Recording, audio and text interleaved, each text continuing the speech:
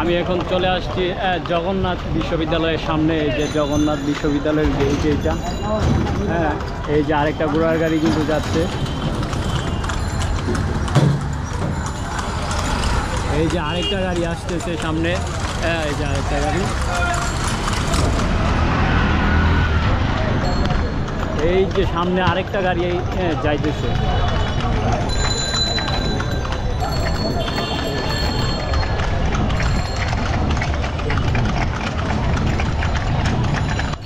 ঘোড়ার গাড়ি দিয়ে চলার সময় এরকম শব্দ, মানে ঘোড়ার পায়ের শব্দ যখন দৌড়াতে থাকে তখন এই শব্দটি হয়।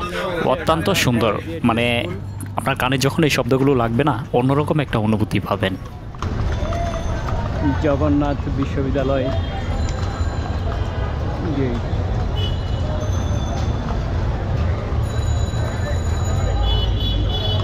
এই হচ্ছে ঢাকা কলেজিয়েট স্কুল।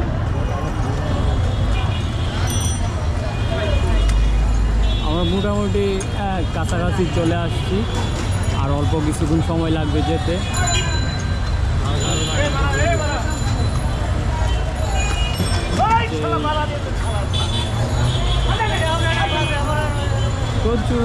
সবচেয়ে বড় একটি সমস্যা হচ্ছে ঢাকা শহরে আপনি যেভাবেই ভ্রমণ করেন বা যেভাবেই ঘুরতে বের হন, একটা সমস্যার সম্মুখীন হতে হয়, সেটা হচ্ছে জ্যামে পড়তে হয়।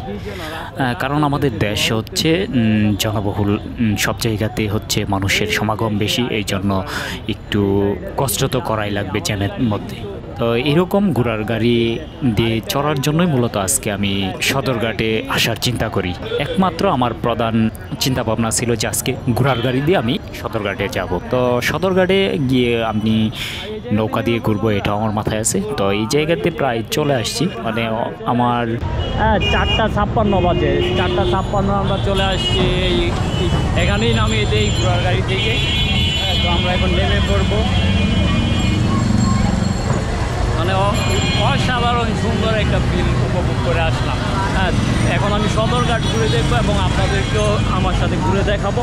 হ্যাঁ, আপনারা উপভোগ করবেন সুন্দর মুহূর্ত। বাবা, ঘোড়ার নামা তো রিস্ক না, ভালোভাবে নামা যায়।